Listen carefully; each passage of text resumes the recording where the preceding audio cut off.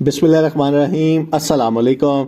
ये चीज़ जब भी सीईओ साहब को कोई पैगाम आता है, ऑडियो हो या वीडियो, तो काफ़ी इन्वेस्टर्स गौर से सुनते हैं। आज भी उनका एक मैसेज आया, क्या कहा गया उसमें वो देख लेते हैं। सबसे पहले तो उन्होंने अपनी सेहत के बारे में बताया कि जी उनकी सेहत ठीक नहीं है। फिर जो दूसरा हॉट टॉपिक है वो है ग्रुप्स के मसाइल।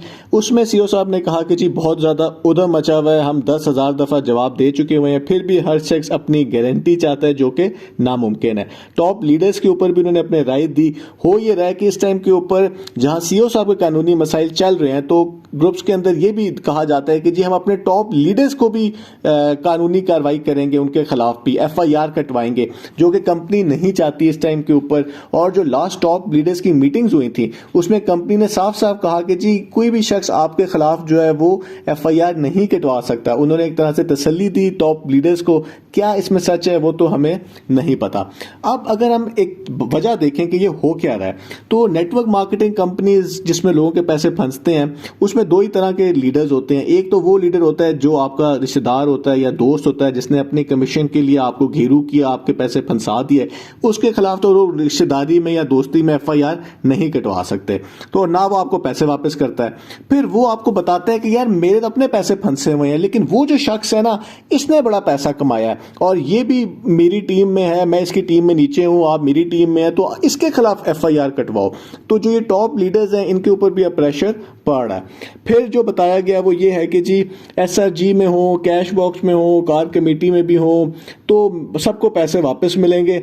और आप लोगों को जहां करोड़ों रुपए मिल रहे होंगे, तो आप लोग ये 10,000 जो एक्टिवेशन चार्जेस हैं इसके ऊपर आपने खामखा तमाशा लगाया हुआ है। आपको पता है कि कार जो ये एक्टिवेशन चार्जेस थे इनका बहुत ज्यादा जिक्र होता है, क्योंकि ये कुछ टाइम पे लिए कि जब कंपनी बिल्कुल कोलैप्स कर चुकी हुई थी, जब सीईओ के गिरफ्तार होने में हार्डली कोई 3-4 हफ्ते ही रह गए थे, और जो वादा किया गया वो बिल्कुल भी पूरा नहीं किया गया कि जी दोबारा से आपको वेबसाइट आप लोगों की ओपन हो जाएगी, आप लोगों को कुछ विड्रॉ भी मिलना स्टार्ट हो जाएगा। तो वो पैसे बिल्कुल नहीं लेने चाहिए थे, वो लिए भी कैश में गए, जिसकी वजह से बार बार जो सवाल किया जाता है वो एक्टिवेशन चार्जेस और क्रिप्टो का किया जाता है। तो कंपनी का थोड़ा सा लहजा भी सख्त होता जा रहा है, क्योंकि वो भी अब अक गए हैं, एक ही बात बार बार हो रही है, और वो तो अब यहां तक कहने पे आ गए हैं कि जी आप लोगों ने जो करना है वो कर लें। फिर सीईओ साहब ने कहा कि जी अजीब लोग हैं, कभी कहते हैं हमने ये करना है, कभी कहते हैं वो करना है। उसकी वजह यह है कि कभी कहा जाता है कि जी हाई कोर्ट, कभी नैब कोर्ट, कभी सुप्रीम कोर्ट, कभी धरना। फिर वही लोग जो हैं जो हाई कोर्ट और सुप्रीम कोर्ट लेके जाने वाले होते हैं, वो साहब जो है वो कमेटी की मीटिंग में पहुंच जाते हैं। तो अजीब सी खिचड़ी इस टाइम पे पकी हुई है।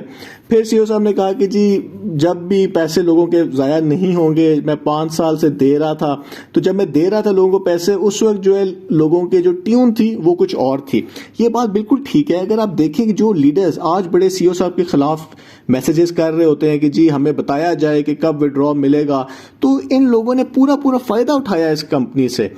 असल में जो लोगों के पैसे हैं वो इन लीडर्स ने खाए हैं।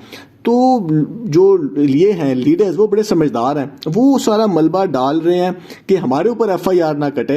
तो वो कह रहे हैं कि जी आप सीईओ साहब से पैसे लें जाके। तो पहले वो कहते रहे कि जैसे सीईओ साहब रहा होंगे तो आप लोगों को मिल जाएंगे, यार मुझे तंग ना करो।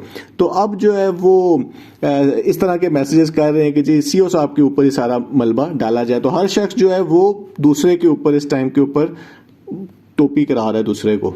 फिर वही बात जो वो हर दफ़ा करते हैं कि जी अगर मैंने भागना होता तो मैं पहले ही भाग जाता, तो मैं इधर ही हूँ, मैं कहीं नहीं जा रहा। फिर उन्होंने कहा कि जी अगर अकाउंट ओपन जब हो जाएंगे आप लोगों को पैसे मिल जाएंगे, मैं किसी कंपनी का हिस्सा नहीं बनूंगा क्योंकि मेरे ऊपर पाबंदी है। अब कंपनी एक तरफ कहती है कि जी मैं किसी इस ऐसी कार्रवाई का हिस्सा नहीं बनूंगा, फिर वही कंपनी एक और कंपनी के बारे में जो कि नेटवर्किंग कंपनी है, इस पे ऊपर हम देख भी चुके हैं, उसके बारे में कह रही है कि जी हम आपको इस कंपनी में सेट कराएंगे और सीईओ साहब उसकी गारंटी देंगे। तो जब वो गारंटी देंगे तो वो एक तरह से हिस्सा बन जाएंगे।